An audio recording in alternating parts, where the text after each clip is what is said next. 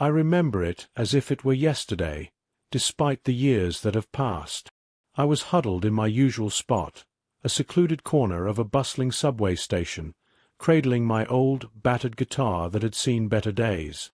Life hadn't been kind to me, leaving its marks with every hardship I endured. The bustling city was both my stage and my sanctuary, offering a paradox of invisibility amidst thousands of faces rushing past every day. They all seemed to be chasing something, or perhaps running away, just like I was. But that day was different. I had no inkling that my life was about to change forever. It was a chilly morning, and the rush-hour crowd had started to thin out, leaving behind echoes and the occasional clattering of a loose tile. As usual, I played my guitar, the melodies mingling with the symphony of the subway.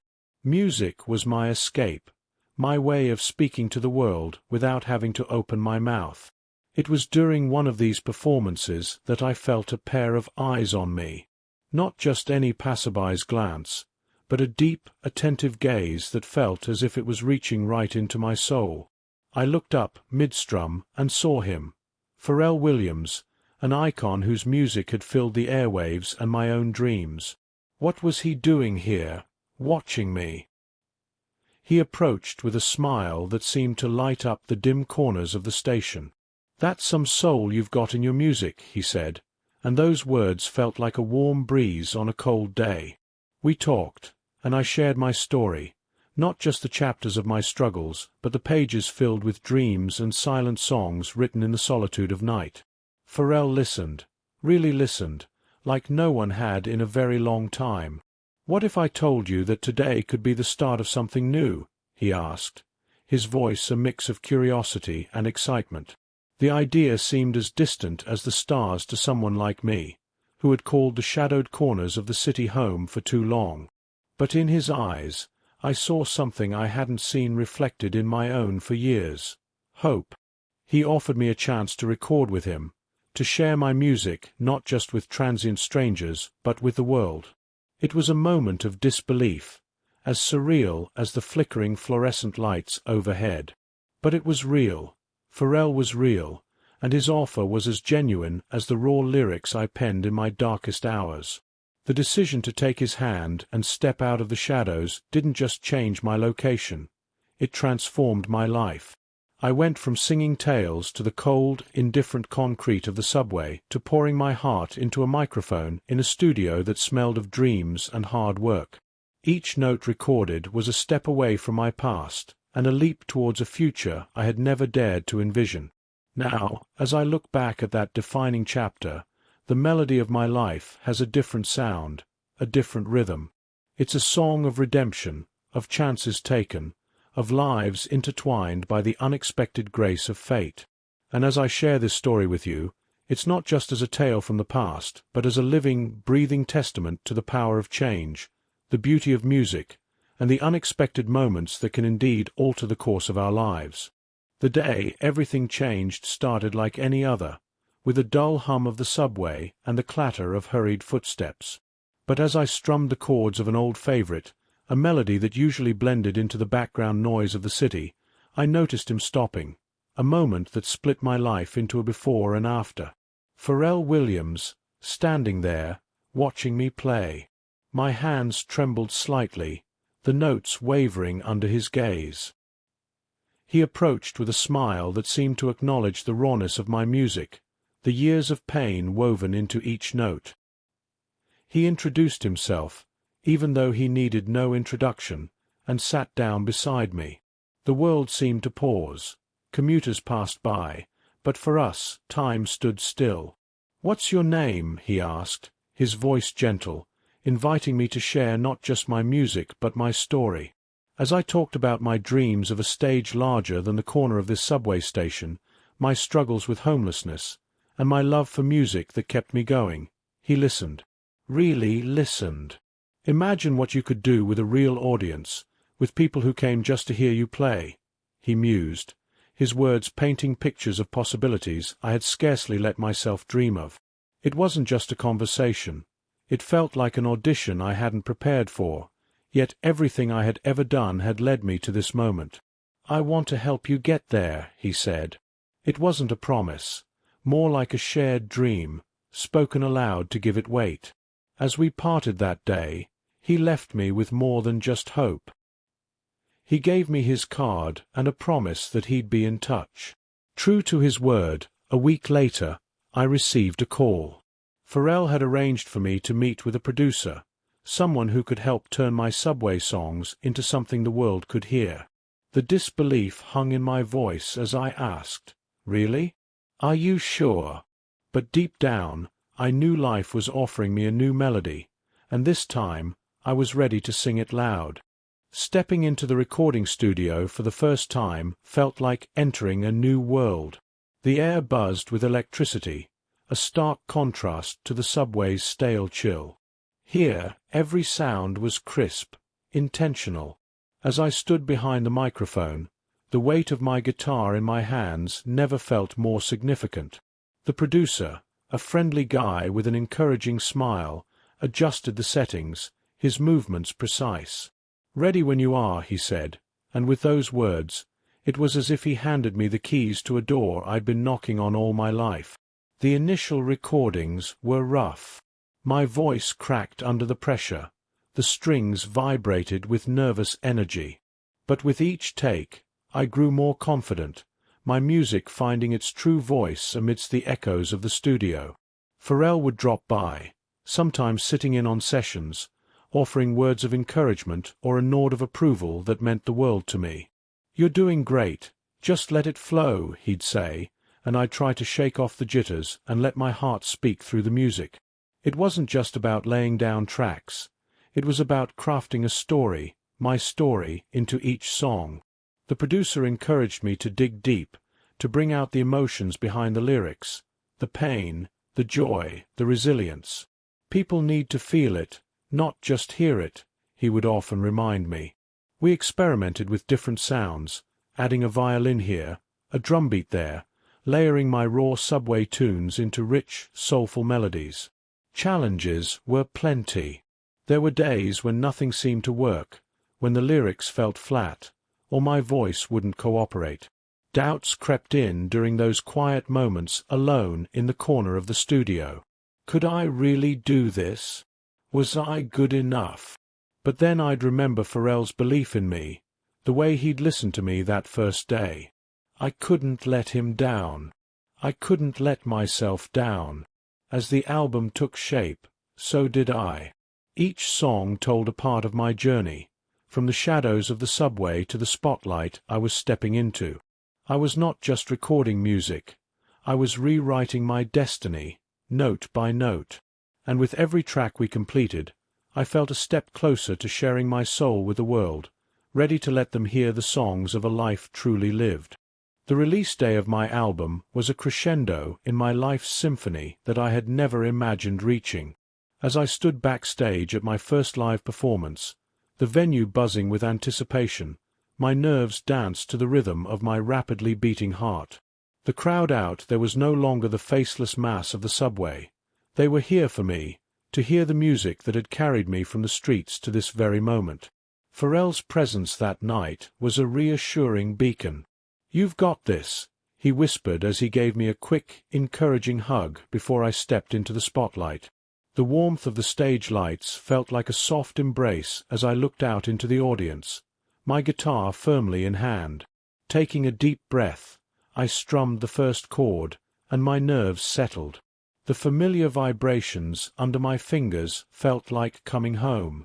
The music flowed through me, each note a burst of emotion, each lyric a glimpse into my soul. I poured everything into that performance, my voice stronger than it had ever been in the confines of the subway. The audience responded with applause, cheers, and even tears. They were connecting with my music, with my story, and with each song, I felt as if I was healing parts of myself I hadn't known were broken. Halfway through the set, Pharrell joined me on stage for a duet, our voices melding together in a powerful harmony that seemed to resonate with every corner of the room. It was a validation of every tough decision, every moment of doubt, and every leap of faith I had taken. "How are we feeling tonight?" I called out, and the response was electric, a wave of love and energy that fueled the rest of the performance. As the last note lingered in the air, and the applause washed over me, I felt a mix of disbelief and pride. I had done it. I had shared my heart, my journey, and my rebirth with the world. Pharrell's proud nod from the side of the stage said it all. This wasn't just my breakthrough. It was a new beginning. The challenges that had once seemed insurmountable were now milestones on my path, each one a testament to resilience and the transformative power of music. As I took my final bow, the cheers of the crowd still ringing in my ears, I knew that no matter where my music would take me next, this moment, this night, would always be the heart of my story. The journey from a lone performer in the depths of the subway to a celebrated artist on stage was complete, but I knew deep down, it was just another beginning. There was so much more to come, so many more songs to sing, and now, I was ready for whatever melody life had in store for me next. Life after the album release was a whirlwind of new experiences and opportunities. I was no longer just a musician. I was an artist who had touched the hearts of many, my story resonating far beyond the music circles.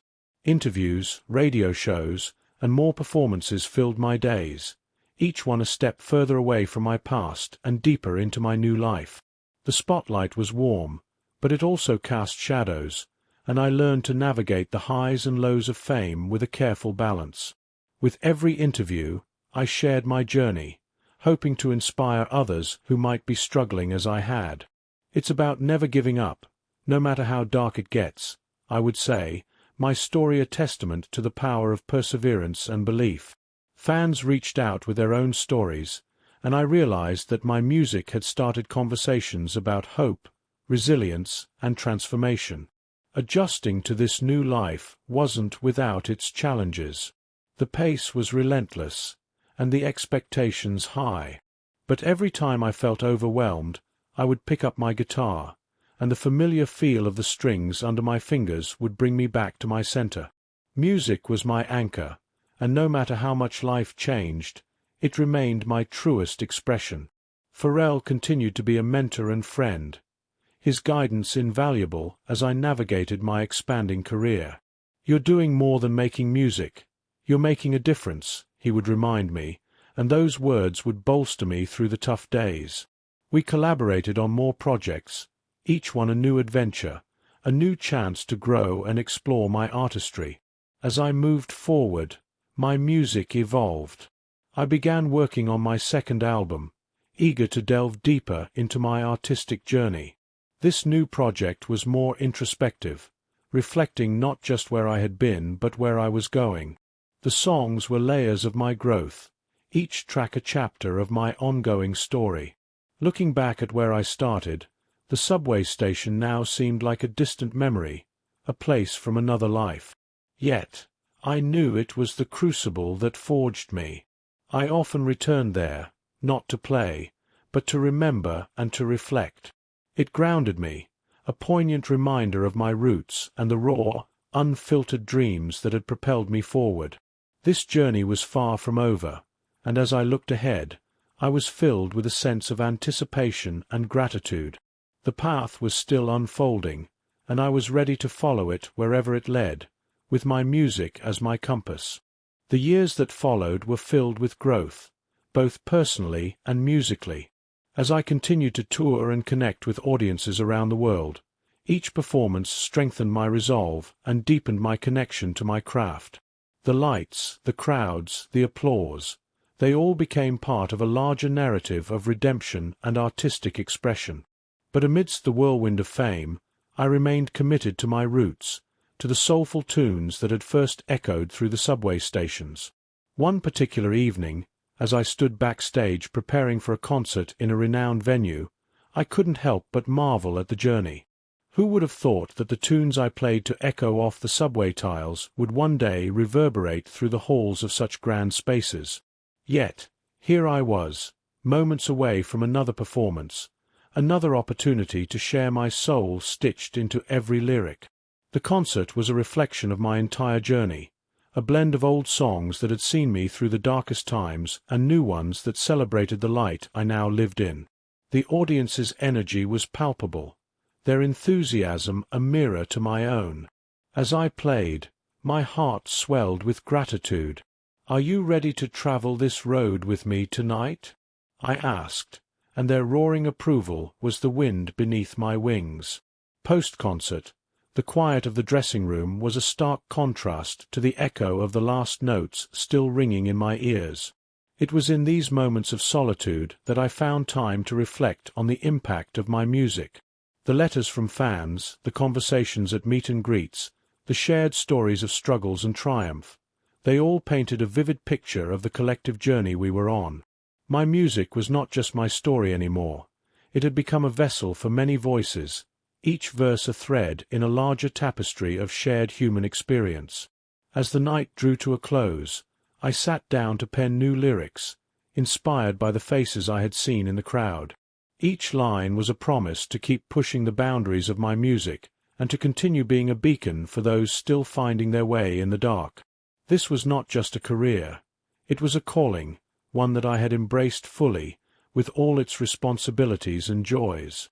Reflecting on my path, I realized how each step, each note, and each word sung was a stitch in the fabric of a life I was proud to claim.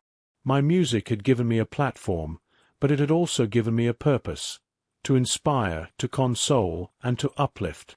Looking ahead, I was eager to see where this melody would lead me next, ready to continue the song that started in a humble corner of a subway station and was now heard across the world. The journey was far from over, and I was ready to embrace whatever came next, with my guitar as my companion and my past as my guide. As the dust settled on the whirlwind of tours and concerts, I found myself in the quiet sanctuary of a small, sunlit room that overlooked the bustling city below.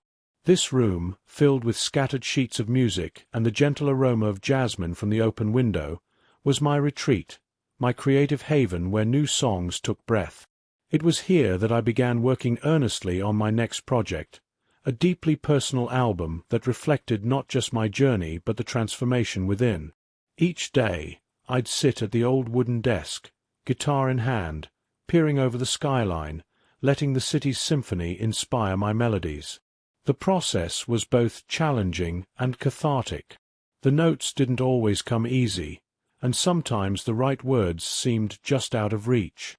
"Why can't I just get it right?" I'd mutter to myself, frustration rising. But then a moment of clarity would come, often when least expected, like a breeze through the window, stirring the pages of my notes, bringing with it the missing lyric or chord that felt just right. During this time, I also engaged more deeply with my fans. Social media became a bridge between my world and theirs. I shared snippets of songs, asked for feedback, and discussed the themes of my new album. The interaction was incredibly grounding and gave purpose to my work. "What do you think of this verse?" I'd ask, and the flood of responses would not only guide my revisions, but also remind me of the impact my music had. As the album neared completion, I organized small listening sessions.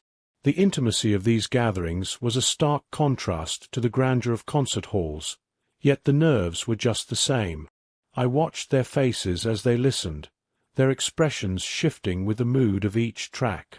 Their feedback was invaluable, often leading me back to the studio to tweak a line or enhance a harmony. This collaborative process was new to me, but it enriched the music, infusing it with a multitude of voices and experiences. When the album finally launched, the response was overwhelming. The critics praised it, but more importantly, the fans loved it. They related to its honesty, its rawness. "This album speaks to me," they'd write, and every message felt like a confirmation that I had indeed captured something real, something true. Now, looking out over the city, guitar still in hand, I felt a profound sense of fulfillment. This album was more than just a collection of songs. It was a mosaic of countless lives, including my own, each piece a story of struggle, hope, and transformation. As I planned for the upcoming tour, I felt ready ready to share these new songs with the world, to continue the dialogue that music had started. With each chord, each lyric, I was not just singing my story, I was singing ours, and the journey continued, more connected and resonant than ever.